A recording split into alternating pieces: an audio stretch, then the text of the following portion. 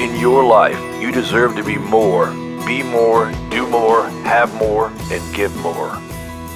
And now the Becoming More podcast with Dianna Kokoszka. Today I have Lyle Davis with us, the mortgage lender for over 40 years. That's a long time to be in mortgage, Lyle. It is. I want to tell the people a little bit about you, though, because, see, Lyle, well, you were born in 1956 in Provo, Utah, and you're an accomplished individual whose early commitment to leadership and service has been exemplified by achieving the rank of Eagle Scout. Now, that was back in the day when Eagle Scout really meant something, because it took a lot of discipline and a lot of time and a lot of dedication to get that award. And following your high school years, you served in a 2-year mission in Australia. Cross-lighting mission. That's a tough one. I mean, you're going door to door. Yeah. Selling the invisible. Exactly. Selling religion that a lot of people Not want. Yeah. So you had the door slammed in your face a few times? Absolutely. Well, Every day. persistence, though, paid off for the Church of Jesus Christ of Latter-day Saints. And it enriched his understanding of diverse cultures and communities and gave him the confidence and the perseverance to do the hard things, whatever it took. Now think about this. Perseverance in our life really does matter. And Lyle's passion for sports, particularly baseball, led him to play for Brigham Young University, where he graduated in 1981. He then embarked on a successful career as a loan officer, dedicating over 40 years to the mortgage industry. Throughout his career, he has received numerous accolades, including the prestigious Chairman's Club Award for production from several mortgage companies, actually 5. I know a lot of mortgage people work for a lot of mortgage companies year after year, yet for 40 years, only 5 mortgage companies he has been with. And Lyle's branches were recognized among the top 10 most profitable in the United States for GMAC Mortgage, and even starting his career during a challenging economic time. It was when there were 17.5% interest rate. Lyle's held various management positions demonstrating his ability and leadership skills. He is currently focused on assisting first-time home buyers, building the business on a foundation of exceptional customer experiences. Notably, he is one of the only a few that secured the HUD new construction FHA finance approvals in the state of Utah, further showcasing his expertise in the field. Outside of work, Lyle enjoys skiing, golfing, and cherishing time with his family. He's a devoted husband to Lyle Davis and a proud father of 3 sons and daughter-in-laws and 9 grandchildren. His approach to life emphasizes long-term evaluation as he assesses his personal and professional growth in 5-year increments. So, Lyle, we welcome you here. We're glad we're part of that 5 years. Well, thank you. Yeah. We've known each other now for quite a few years. We have about 40. I know. And I met you as my loan officer. That's correct. I had all these loan officers, and I thought they were really great. Yet, all of a sudden, you walk into my office, and there was something different about you. That customer service just oozed out. And so I said, I'll give you one loan. And after that, I was hooked. I'd never had such service.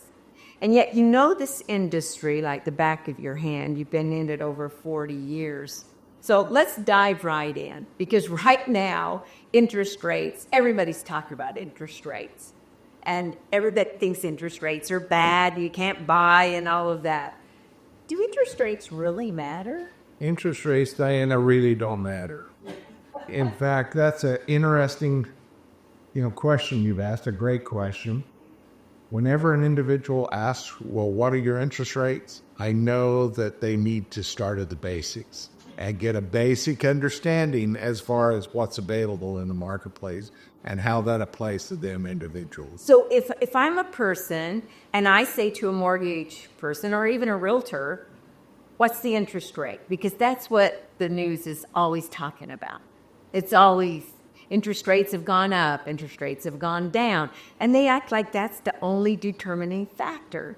Yet when I said to you, what are interest rates, you wouldn't tell me. Interest rates are a really interesting situation. A lot of things go into a mortgage application. What's your FICO score? A lot of people don't know what their credit standings are. Well, they don't even know what a FICO score is, a lot of people, right? That's odd, obviously. So tell me, why wouldn't you tell me what the interest rates were? Well, interest rates are based upon the makeup of an individual buyer. So an interest rate for yourself may be totally different than an interest rate for another buyer. So we need to ask great questions in order to establish where the foundation of a particular buyer comes from. Okay, so if you're listening to this, and just think about this, realtors, if your mortgage person is just quoting interest rates, maybe you need to look at a new avenue, okay? That's correct. Or maybe help your mortgage person by watching this. Be certain and send it out to all your people because they need to know this. So let's start with some of the basics. What is a FICO score? A FICO score is a compilation of a lot of information based upon the type of credit you have, the amount of credit you're paying, the utilization ratio you're using in your credit report and your credit cards, as well as the type of FICO score that's being used. A lot of people don't realize that there's over 32 different FICO scores. And of course, we all know that whatever's on the internet is absolutely true. And so as a result of that, you need to be aware that from a mortgage perspective, they look at a Fair Isaac Vantage 8 score. No, it's a classic score they evaluate.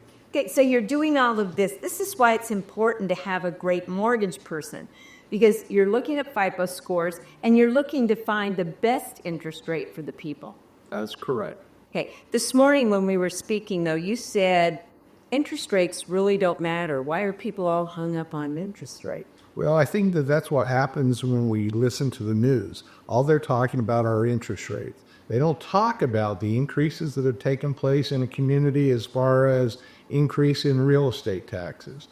They don't talk about the things that are happening where all of a sudden insurance costs are going up. They don't talk about things that are outside of what interest rates are important. Like taxes. That's correct. I mean, that property taxes vary in every state. That's correct. And so all these things come together, and it seems like, based on what you're saying, is people want to put us in a box. They do. And the challenge that we have is providing information, valuable information to the consumer so they have an opportunity to have choices. Well, I remember there was a couple that you were working with, and we were on vacation together. And, of course, you were leaving all of the parties and whatnot that we were doing, the dinners and whatnot, to help your clients. And it was basically they needed help getting that credit score up. You worked with them to get the credit score up so they could get a better interest rate. Why don't most people do that? I think what's critical is a loan officer just wants to get paid just like the real estate agent. Yeah, we all do, right? And so as a result of that, they may bypass what's going to be the best for the individual because they want an immediate closing. And so maybe it's better for real estate agents to go ahead and get the buyers in the mortgage process. So if credit scores have to go up, they're working through that as opposed to spending time and resources to find properties, put offers in where they aren't going to qualify. Yeah, isn't that amazing? There aren't many realtors, and not a lot anymore, because I think people are getting savvy to the part, go get pre-qualified. Turns you more into like a cash buyer, because if you have two offers and they're not qualified and they are, well, of course, as a seller, you're going to take the one that's qualified. And you've really tuned into specializing the first-time buyers. That seems a little strange because a lot of people like that, the quick, the easy, give me all the people that make the money so it goes through very smoothly. Yours are kind of like a roller coaster. They are, and I believe that gives me more satisfaction because the first-time home buyer, they appreciate me more. They are looking for their first home. It's more meaningful to them, and there's just a lot of great satisfaction in seeing a buyer excited, receive the keys, go and camp in the home overnight, and then call me up and actually have tears because this is something that they've worked for a long time. And they'll never forget that first home. I mean, I know I remember my first home, don't you? Yeah, absolutely. By 10.5% interest rate that I have. Well, let's go there, because speaking of interest rates, when you started mortgage, they were at 17.5%. That's correct. Why on earth would you get into the mortgage industry at 17.5% interest? Well, it's interesting because I didn't know what I don't know. Yeah. And so it gave me an opportunity to learn and grow and study, and I had to be better than my competition. Well, that is key. So a lot of people listening to us right now, they may be realtors, they may be a person that's thinking about, well, our house isn't what we want. Yep, with the interest rates, I don't want to buy right now. I'm going to sit back and wait until they go down. And we're reading about how all of the indexes, they're going down, yet interest rates are going up. How does all that happen? Well, again, the press doesn't do us any favors. They talk about how the Federal Reserve has gone ahead and cut interest rates. But a lot of people don't understand that the Federal Reserve is actually cutting short-term interest rates. That has an inverse effect to long-term interest rates. And so they don't necessarily correspond. When there's a short-term interest rate cut, that doesn't help us with long-term rates. So if I'm a realtor, and I would love to send this out, this podcast, to my people that are thinking about buying, or even to my entire database, what is it that you would like to say to the individuals about mortgages and why that should not stop them from having a home of their dreams? I think that's a great question, Diana. And as you think about it, I was reading an article just a week or two ago, and the top 10 market centers in the United States increased anywhere from 8.5% to 6.5% as far as value increases. So let's think about a $500,000 mortgage, for example. If we had a 6% increase in real estate prices, that's about $30-something thousand, $35,000. However, a difference in an interest rate between, let's say, a 6% interest rate and a 7% interest rate on $500,000, that's maybe only a $3,200, the $320 a month change in payment, or $3,200 annually. Well, we need to get in the boat. Okay, so do we want to lose $35,000 in equity for a $3,200 annual payment? I think that math doesn't make sense. Yeah, well, it doesn't, yet no one's explaining that to people because we are so tuned in to what are the interest rates. And if interest rates are high, don't buy. If they're low, oh, then you should buy, refinance, do all those things. And yet the value of understanding your client, that's where I think we need to hit on. Because are these people sitting down with a mortgage lender that actually knows how to help the people get what they want when they want it? I don't think that they are. And so that's where I approach business a little bit differently. You've got to have the ultimate desire to add value to your customer and give them plenty of options. With options, you have opportunities. And that gives you an opportunity to maybe qualify a buyer for something a little bit higher. There's a lot of different mortgages that are available in the marketplace, and you need to understand and look at the foundation of the buyer's financial health in order to establish what's going to be best for them. Okay, so you're making this clearer and clearer to us as to what's going on. So let's say I'm living in a home right now, and it's a nice home. And we're getting by, yet it's a little cramped, a little crowded, right? So I'm out looking, yet I'm hearing from people because of interest rates that I shouldn't buy. What should I say to my friends in that when they talk about, no, don't buy right now? Because I hear you saying it's a good time to buy. I think there's an opportunity to buy at any time in your lifespan. Okay. You need to establish what's going to be best for you. I have an old saying that the individual of the water cooler, the first liar, didn't ever have a chance, because they're going to be in a position where, oh, I got a better interest rate than you when you start talking about those things. So they know a little bit about a lot of things, but they don't really have a true understanding as far as how the mortgage arena works. So get a good qualified loan officer, one that has the interested your buyers in place, and let them do a thorough evaluation as far as what's available in the marketplace, what can I afford now, and help them maybe plan. Maybe they can't qualify right now. However, maybe in 6 months, through your instruction, they can reduce some debt. Maybe, establish a payment that's affordable. There's a lot of different options that are available. So as a realtor, I should actually be having people meet not only with their tax advisors and all of that, they should be meeting with a great mortgage person every so often to find out what does their financial stability in homes look like. I think that that's a great suggestion. You need to become partners with everyone in the transaction. And I want to hit on that one word. I heard you say affordable or afford. Let's talk about affordability. Okay. Because a lot of things come in to me obtaining a mortgage that we don't even think about. That's correct. I refer to it as the 3 C's: credit, collateral, and capacity to repay. So we're going to evaluate a credit of the individual, their capacity, meaning their job and their income and the type of income that they have. And then the collateral is the properties that they're looking for. And through all those 3 combinations, which are pretty, heavily involved as far as evaluation, then you can arrive at a mortgage opportunity. There's traditional mortgages that are available. There's conventional and FHA mortgages that are available. There's also non-prime, they call it non-qualified mortgages, and all those different structures allows you to do different things based upon the individual that you're working with.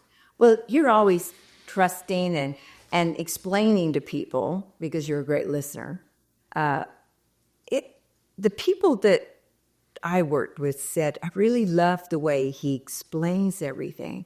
So you're somewhat of a teacher as well, maybe even a little bit of a coach. Did you learn all of that from your baseball career? How did that help you in the mortgage industry? Well, I had an opportunity to learn a lot of things through sales, obviously. When I had a chance to go to Australia, I was basically selling something that the people didn't want to hear. It was invisible. Yeah, exactly. You can feel, touch, or taste it. And as a result, it allowed me to learn about listening and answering the questions that individuals have and be respectful of their views and points of view as well. So how about your baseball career? Discipline. Every day was a different experience. Yeah. As I walked on for the baseball team, my goal was to be better than my competition, which was my fellow players. And so as a result of that, I had to be a little bit more dedicated, longer hours, time on task, practice, in order to obtain a scholarship, which was the end goal. Right, because you wanted to go to school, and that was the way that you could go, which you obtained. Congratulations on that. Thank you. An individual player to be your very, very best, yet a team player with everyone else. What advice do you have us on becoming more of a team player as we become more as an individual? I think, becoming more as a team player, you have to have respect and not feel like it's a me against you. It's a more of a win-win type of an attitude. All boats rise to the level of the leader. And so as a result of that, I think it's important to make sure that you realize that if one of your partners is successful, ultimately you are successful, whether or not you got the deal or not, but a referral goes a long ways. Somewhere along the way. That's correct. With everything that's happening in the world today, and we were talking about affordability, we're talking about interest rates, we're talking about being a great listener, a great team player, When I spoke with people about you and I asked you, what are 5 words that express who you are that your friends say? They say that you're loyal. How important is it for us to have loyalty with our clients? I think that's one of the premier values that is a great thing to develop, because if you have loyalty to an individual, they in turn will have loyalty back. And so if you're spending extra time and effort with a team member or a partner, they realize that you're pouring into them and that there's gratitude there and there's more appreciation that comes back in return. That definitely should be, that's for sure. You were told. When you drink the water, don't forget to note the well, right? Exactly. With our listeners, what advice would you give to them when they're explaining to someone about loyalty to work with them and for them to work with the client, and how it all meshes together?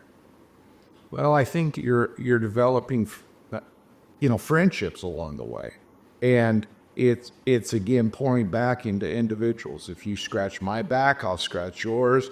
But more importantly, I add value to your life. A lot of people say it's business, but we just got to get down to business. No, business is part of that.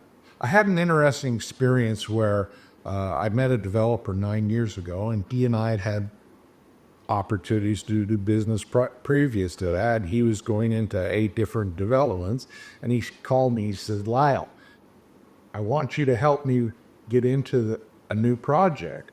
And are you interested in becoming a preferred lender?" And he said, I told him, I said, "Bruce, sure, I can help you get into the project, but more importantly, I want to get you out of the project."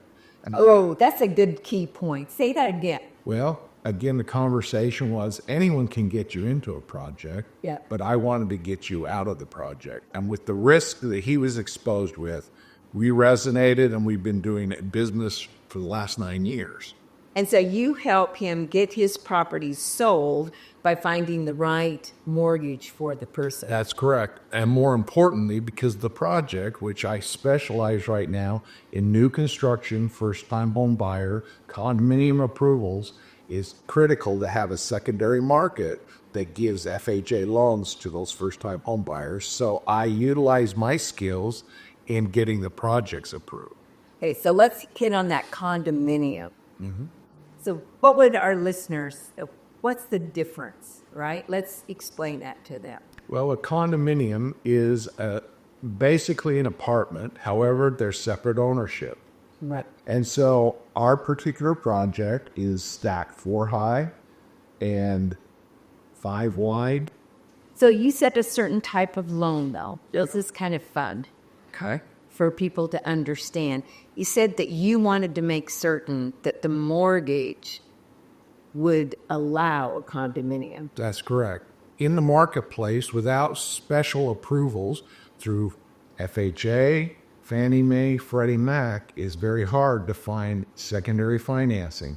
And so if you get into a home and you want to sell it down the road, how's an individual, first-time home buyer again, because we're at the bottom of the rung, how are they going to come in and put 3.5% down without a project that's approved? And what's interesting as well is with an FHA approval in place, Fannie Mae, who is another government-sponsored conventional lender, and Freddie Mac, who is another conventional lender, they'll accept the FHA approvals.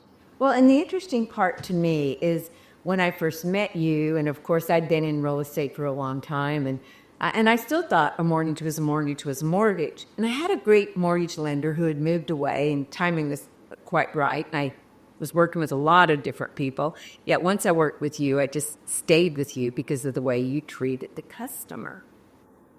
And you taught me more about mortgages, second mortgages, how we could do carrybacks, all these different things that a lot of people, they'd never been taught. Why is it important for a realtor to know the different types of mortgages? Well, it gives them a bigger quiver and tools available to help their customers ultimately. Well, yeah, but they just think there's FHA, VA, and conventional, right? Well, again, if they have a self-employed borrower that doesn't show income on their tax returns, is there a program available where they can maybe use 12 months of bank statements and show cash flow? Right. There's another alternative there. And isn't that a better service for your customer? As opposed to say, no, you don't qualify and let's walk away. Let's find a program or a solution for that. Well, I liked you so well as a mortgage person. I actually coerced you into dating my sister and then eventually marrying her. So I think that was loyalty. That's you. So what process would you tell the realtors to use right now?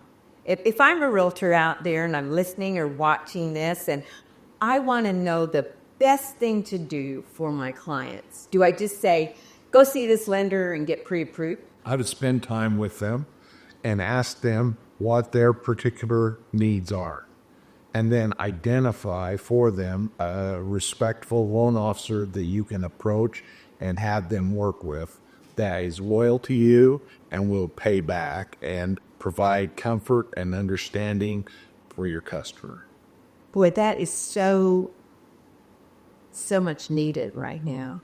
It was really interesting. Again, I've talked about being involved in a condominium project, and, things are difficult. And for resale, the listing agent called me and said, Lyle, I've never heard about a wraparound mortgage. Yeah. What is that?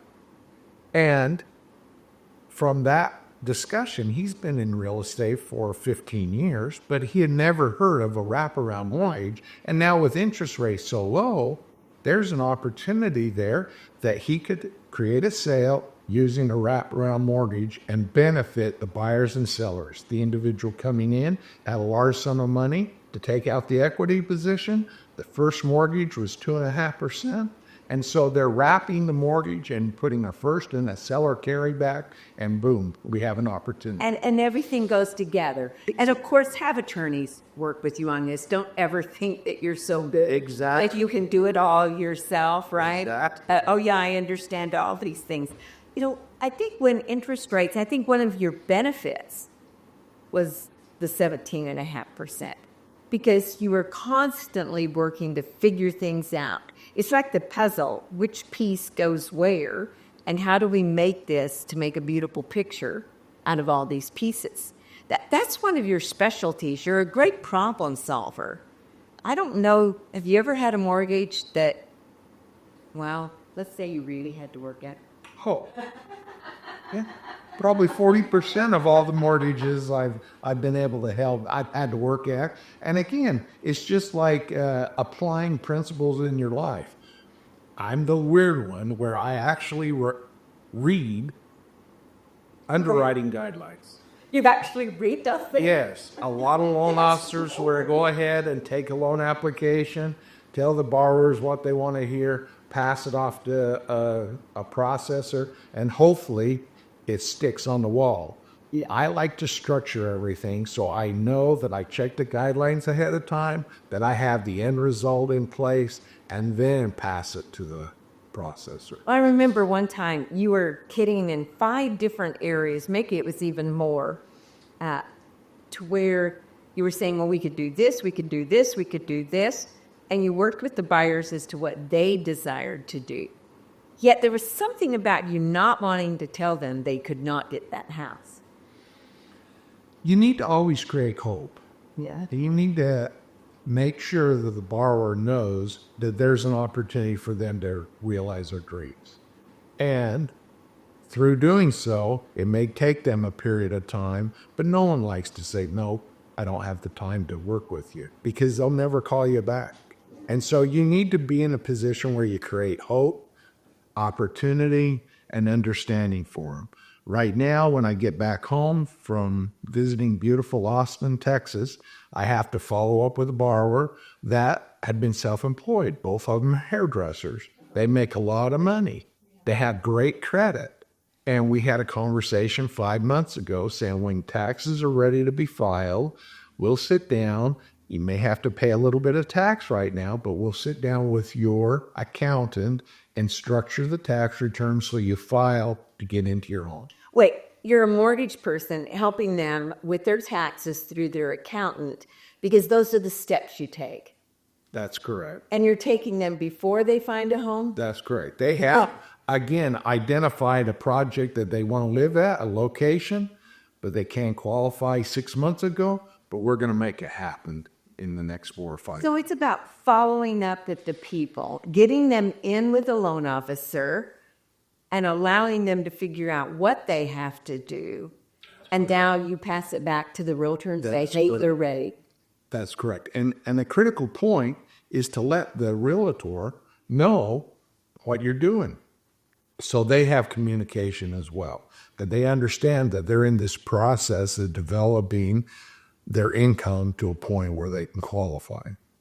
Communication on all parts are very important. How often do you call the realtors involved in your transactions? I put it on the calendar and I follow up as needed. Maybe there's going to be a 2-week follow-up. Maybe it's weekly. Maybe it's monthly.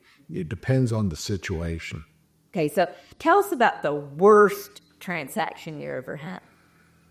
Can you think of one, or there's so many? Yeah, I had a transaction that unfortunately I wasn't able to do. So that, I'll identify that was, a challenge. It was frustrating. However, the borrower was not necessarily forthright with me as well. So, from a mortgage origination perspective, you need to ask great questions. And you need to be in a position where you're asking questions multiple different times and different ways in order to pull information from the borrower. And so through asking great questions, you can unveil opportunities or challenges. And I didn't ask enough great questions. The individual told me that he used to work for a major computer company, that he knew the CEO, that, he made a lot of money and he was paying himself X number of dollars. However, as I started to peel the onions, there was no stock options. There was no financial strength. And I should have identified ahead of time, some of those things. I had a gut feel that it wasn't right, but it ended up where he wasn't truthful. And as a result, I allowed my agent to go put an offer in prior to me identifying all that. You still took responsibility for that. You said, I didn't ask enough questions. You got to take ownership. Yeah, that's a big thing, isn't it? Oh, absolutely. A lot of people don't want to do that in today's world. No, it's already blame. Yeah. And mostly we want to blame the loan officer. Truly. And so I'm there, you give a loan officer and I'll take responsibility. It's ownership.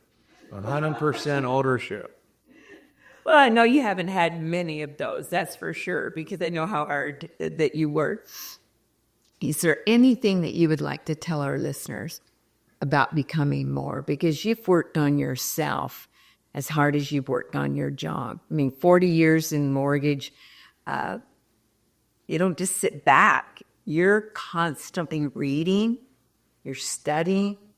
What are some of the great books that you've read that have helped you become more? Right off the top, A Millionaire Next Door, Becoming More. Yeah, okay. Thanks for that. That's Dianna Kokoszka, High Road Leadership, John Maxwell's book. 360-Degree Leadership, that's another John Maxwell book. Greatest Man in Babylon has helped me tremendously with my first-time home buyers and my children and my grandchildren, explaining the importance of savings and putting money away and paying yourself first. Yeah. So those are a few. The Bible is another great book that you can bring value from the words of prophets and apostles of old into your own individual life as well. So you're constantly reading. Do you listen to podcasts? I have not listened to podcasts as much as I should. However, my wife is a podcast reader, a listener, and I did get AirPods. So one of my goals for this next year is to become more involved in podcasts. So that's on your growth plan. That's correct. When you do a growth plan to become more, do you just hit on career and business? No, family, God, business, career, finances are all critical. And I attempt to set goals in a 5-year plan.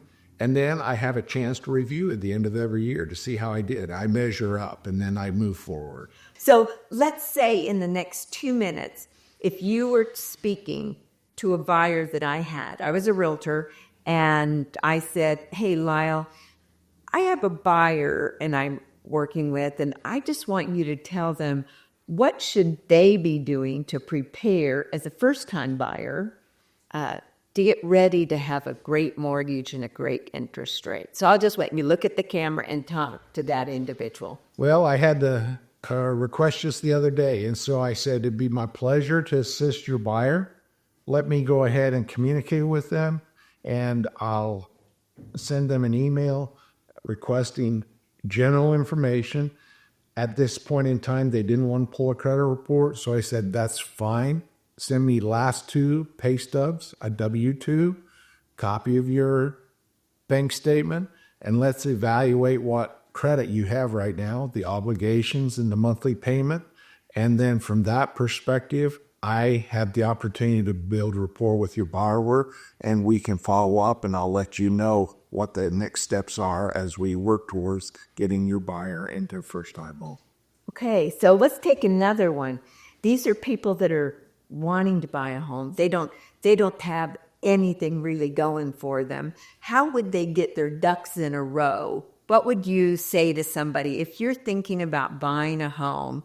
I would, and then tell us some of the steps that you would tell those buyers. There's going to be a requirement for some type of down payment. Now, many local jurisdictions may have first-time homebuyer programs available, or grant monies or down payment assistance programs that are available, but it's all going to be contingent upon a credit report. So it's always nice to have the commitment and the buy-in where the borrower can give you an opportunity to pull a credit report. Then everything is on the table. You create a foundation, and from a credit report, you can evaluate their income and start building the process moving forward. 3.5% for FHA transactions. If they're a veteran, you can get in for no money down, but the credit score is very critical, and that's going to drive where that interest rate is going to be. Okay, so basically, pay off your credit cards. Yep. And get some money in savings. That's correct. Like Dave Ramsey says, cut those doggone credit cards up. Yeah. Right? Don't even use them for a while. That's lip cash basis. I would go ahead and not use them as opposed to close them. Because if you close them, then all of a sudden you affect the FICO score. Ooh, that's a good point. Because I remember there was a credit card and I said, oh man, I just need to get rid of that. And you It was a golden account. how long have you had that credit report? And I said, or that credit card. And I said, since I was, I think about 22 or something. And you go, for heaven's sakes, don't. I said, but I never use it. I never use it. And you said, who cares? Pay that $20 every year. annual thing. I think it was 60, said it's worth it. Yep. Because that one with a zero balance all the time. Mm-hmm. Golden account. Yeah, and it has like a $50,000 limit on it. Yeah, that's great. And I've had it since 22, and here I am, 30. 50-some years later. And so, yeah. So little things like that we need to be helping our people with. Absolutely. So we have to understand money in order to help people with money. And teach our kids, live on 70%, give 10% away, put 20% in an investment account, and live on the rest. Because kids, they get this first job, and man, I can go out and buy all this stuff, and then they get an increase in wages, and they buy more stuff. That's correct. And they just keep buying more stuff, and then they get a credit card, and they buy more stuff. And then They realize they can't afford anything because they have maxed out credit cards. they haven't built that foundation. Well, you've helped us today with a great foundation. I really appreciate that. Is there any last minute things that you just want to be able to say, hey, don't forget this? Don't forget to buy Becoming More from Dianna Kokoszka. and implement the teachings that she shared with so many of us. Well, and you told me the other day, everyone can be a homeowner. We just need to help them That's correct. figure that out. And so we need to sell home ownership again because so many kids want to rent. And so people like Lyle, great mortgage people are out there. Be certain to find someone. If you need a referral, Lyle, how would they reach out and find you? Do you have LinkedIn or any? I'll give you a personal phone number, 801-209-1438. You can make reference to this call. I'd be more than happy to have any discussion with you to help you with the questions you may have. Well, that is very generous. Let's say that phone number once again. That's 801-209-1438, and it's my personal cell phone. Leave a message if I happen not to pick up, and I'll return a call. It's interesting because you've helped people across America over and over again, never taken anything for it. And I think that you're very blessed because of that. I know you are. So we're very blessed to have you on our podcast. Thank you very much for the opportunity. I hope it's been of value to you. It has. Thank you. And be certain to hit the subscription button down below and join us every Tuesday with the Becoming More podcast, where you too can become more.